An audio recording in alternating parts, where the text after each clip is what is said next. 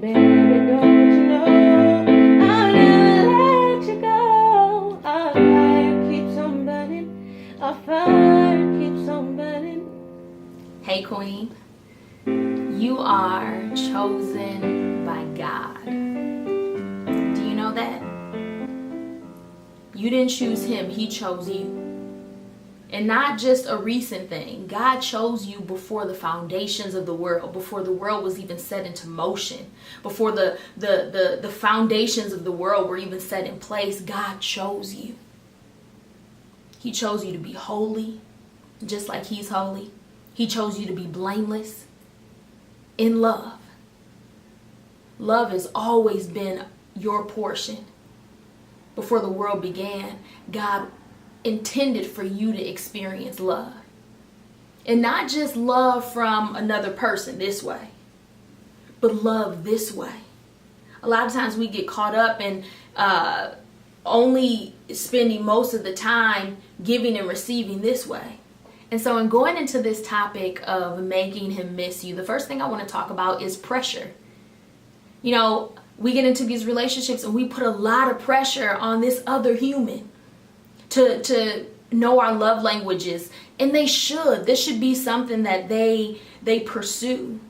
You know, they should want to get to know you in that way. And if they're not, and you're having to tell them to, learn you, tell them to spend time with you, tell them to reach out to you. You know, I've had relationships where I would be on a date with a guy and he would be on social media or he would be texting, and I would have to, tell him, like, this is our time to spend together.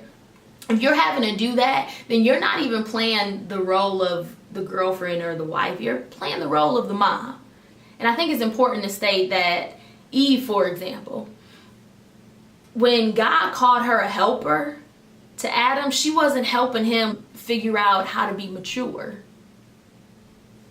how to love her, how to spend time with her, how to talk to her, how to engage with her. No, she was there to help him with an assignment, with a purpose.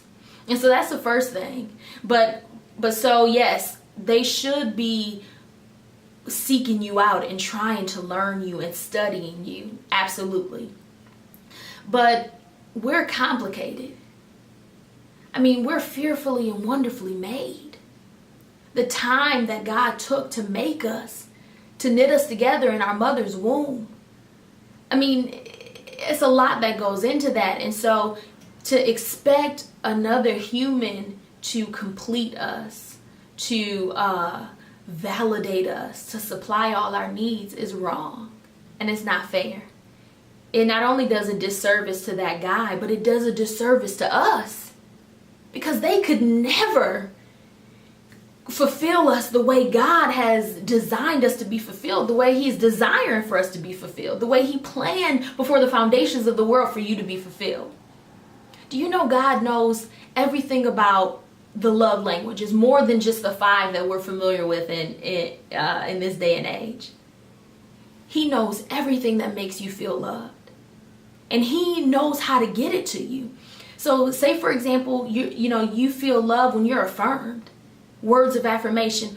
He'll have complete strangers, people, you don't even know, telling you how beautiful you are, encouraging you.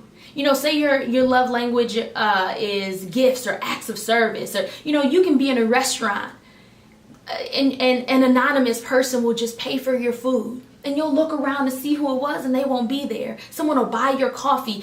Someone will pay for your gas. He's able to love us and allow us to experience love if we can get used to coming to him doing this more than we do this.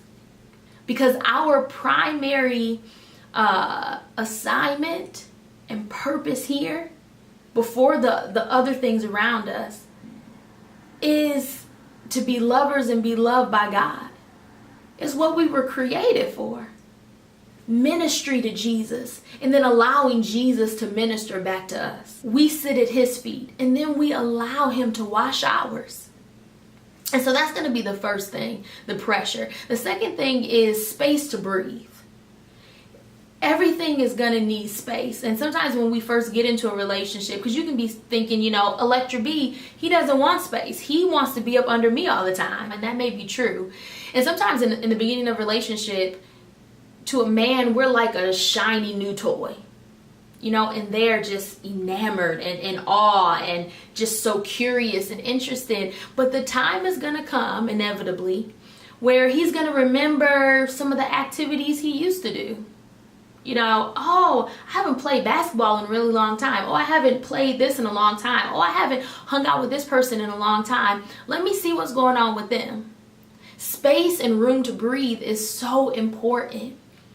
You think about even just with us, with, our hair and our nails and our makeup and our clothes. If you wear tight jeans every single day, it's not going to be good for certain areas that need to breathe. We have to we take our makeup off at night because we have to allow our pores to, experience some freedom, some space, some room to breathe. Our nails, our lashes, our hair, just all those things. And so likewise in a relationship, that is really, really important. And so the key to this is going to be allowing that man to be a part of your life as opposed to your whole life. Sometimes our thoughts are consumed with that guy. We can be at work, at another place with somebody else, but we're thinking about him. Thinking about either what he's doing or what we're going to do with him later, as opposed to being present in the moment. We make them our whole lives instead of just a part of it. Because before that man came into your life, you had other relationships that were valuable to you. You spent time doing other things. There were other things that you enjoyed that you did without him. Maybe that was, going to the gym, going to different shows, going to see a movie, your favorite movie, or a horror movie, a girl flick. But there were aspects of interest in your life that you were able to give your attention to, that you enjoyed outside of him. And so that's really important to keep. It's really important to maintain those friendships, to not let them fall to the back burner or just even to the wayside. Maintaining your passion, because he's designed to come into your life and add to it. You're designed to come into his life and add to his life. When a relationship is intermeshed, where it's codependent, where you're looking for them to validate you, where you're looking for them to complete you, fulfill all your needs and stuff, then it's going to be draining. Like you're going to, either both parties or one party is going to feel drained. But when the relationship is interdependent, where you've got a whole person and a whole person coming to add to each other's lives. I'm not saying there won't be hard moments or draining moments, but I'm saying overall, you're adding to each other. Because again, when you're receiving this way, mostly, you're taking the time to go to God and let him do that. The quiet time. And here he's pouring in. Whatever you get from your man is going to be extra to add on to what you've already received from God.